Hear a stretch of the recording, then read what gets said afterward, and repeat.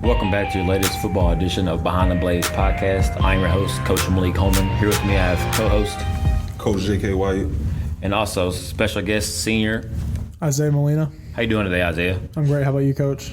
Tough game last week against the number one team in 6A, Oakland. What were your initial thoughts, after the game? Some things that you thought we went well as a team, or some things that we can improve on?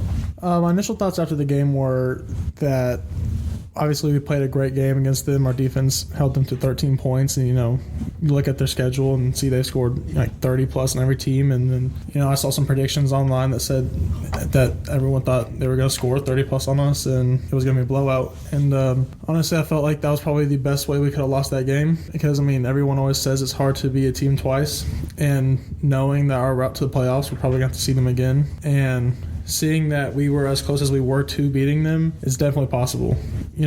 We all went in there with the thought that we have what it takes to win and we could definitely beat them. But then, people are still like, it's Oakland, you don't know. But then going out there and, seeing how close we were, then I think it gives us an extra level of confidence going forward in the season and into the playoffs. How would you, what advice would you give, the teammates, how to respond from a loss, coming off a loss like that? Honestly, I think it just gives us even more reason to work harder. Obviously, we lost to Brentwood and Ravenwood in close games, and those are also top teams in the state. But with Oakland being our region, we already know that we have such a competitive region to play in, so every game matters.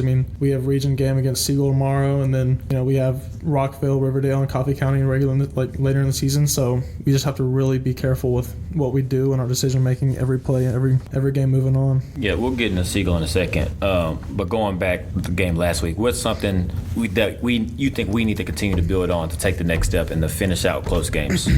Probably the biggest thing is just our execution on the offensive side of the ball. We have some really good plays here and there, some really good drives, but ultimately we just have been a little bit lackluster in the second half against teams, and we showed that we were capable of being productive in the second half against Stewart's Creek. But when it comes to a team as high caliber as Oakland, we definitely need to execute more on the offensive side of the ball. All right. Okay. So, what do you plan to do at practice for yourself to get better, to get the team to finish drives? Definitely, we need to just watch more film and then look at all the looks that the teams could possibly give us. And so when we go out there, we're not surprised by anything. And then we know if we need to, we can have a quick adjustment, under the tent when the defense is on the ball or on the field. And there's just small things that we can, improve on.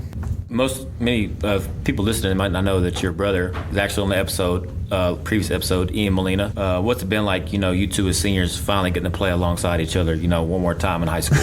It's honestly great. I have played football with him since I was 4. So, we build that chemistry, and us being brothers honestly just helps even more. And so I know I can go out there and trust him to do the right thing on every play. And, whatever he calls for us as an offensive line to do, I know that he's calling the right thing. And, if I make a mistake, I know he's going to get on to me for it. And we're just going to, bounce back and forth, building each other up. Who's better between you and your brother?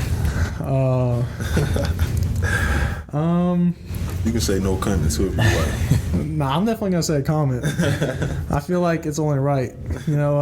I feel like there are things that he does better. Obviously, he snaps the ball. I probably couldn't do as well as he can. He's probably one of the best centers in the county and in the Middle Tennessee area. But, I prefer, in double teams, I think I'm better at hitting the guy. But he's definitely faster than me. I think he's just all around more athletic than me. But I'm definitely stronger and better looking than him. I give myself those. Yeah, I just started an argument at home.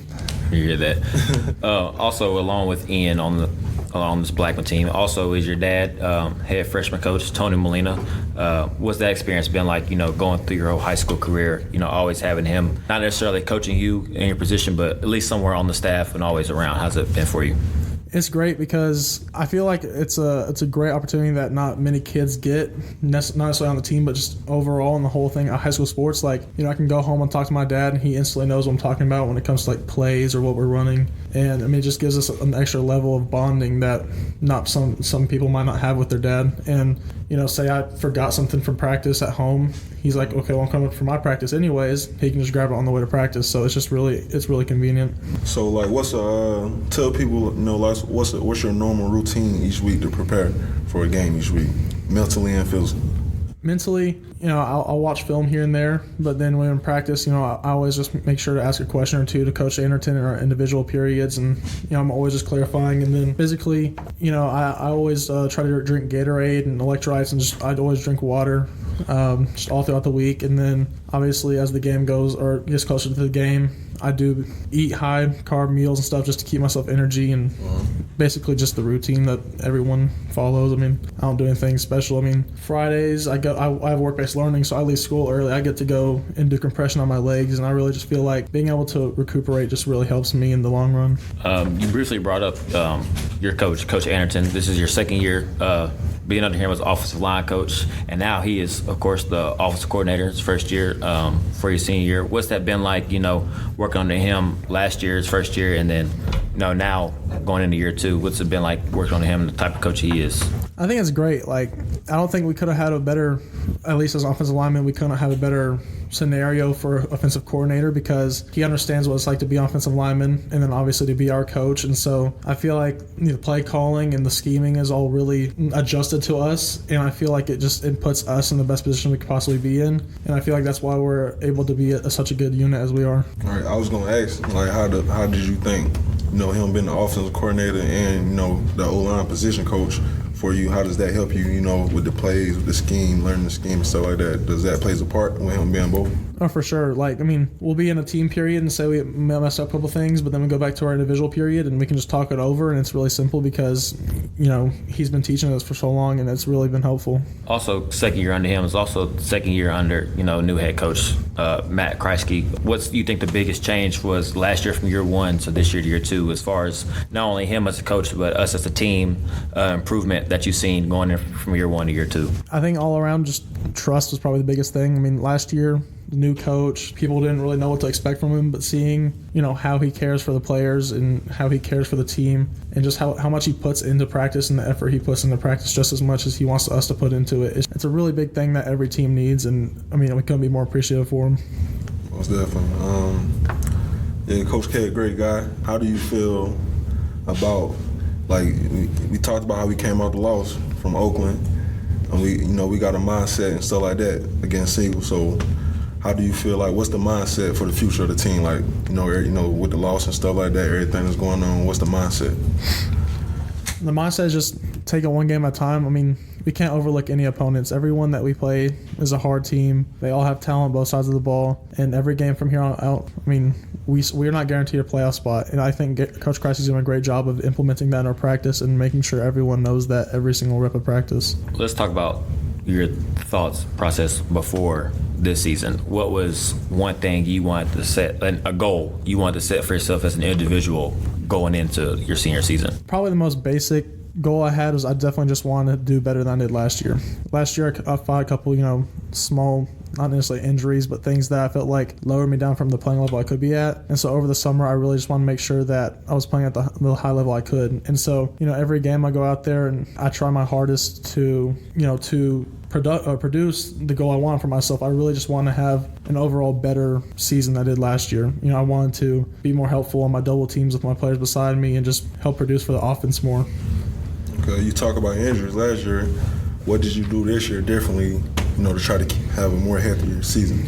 I wear my ankle brace. I always feel like, if a doctor or whatever provides you with something or suggests something, you should definitely take that. And then, like I mentioned earlier, the compression on the legs, I think that really helps just with the blood flow and getting your muscles relaxed and ready for a game. Okay, we asked you about the individual goal. What was number one team goal that you wanted to accomplish for this season compared to last year? Beat Riverdale. That's probably the biggest one.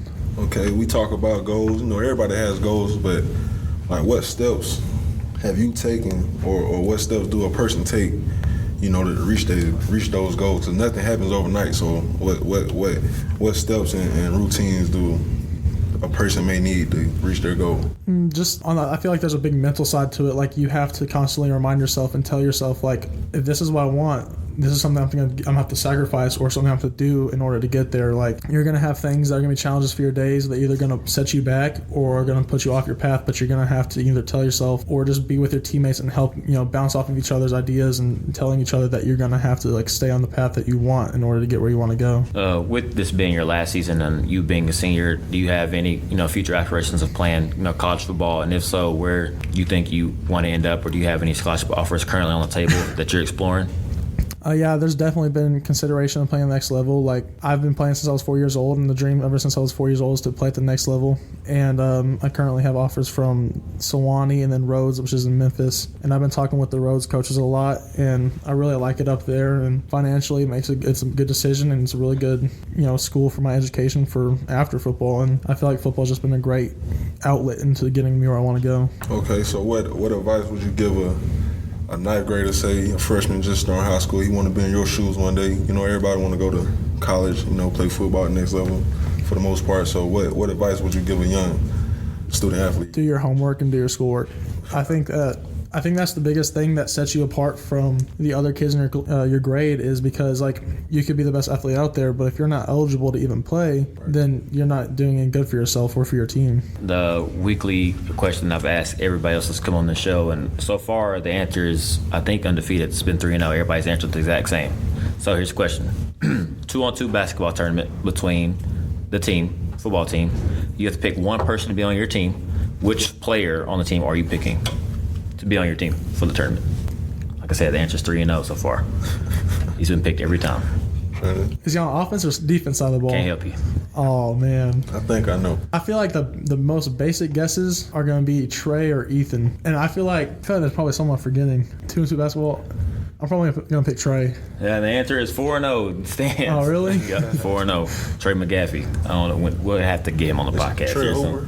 Oh, yeah, he's still on the basketball team here. Yeah, it's pretty good. Okay. Thanks for coming on the show. Sure. Hope we can get you out here and get your body rest for tomorrow. If you are listening, we do have an away game tomorrow against Siegel High School at Siegel High School. It's supposed to rain, so if you are coming, please bring a rain jacket. And thanks for listening. Go Blaze.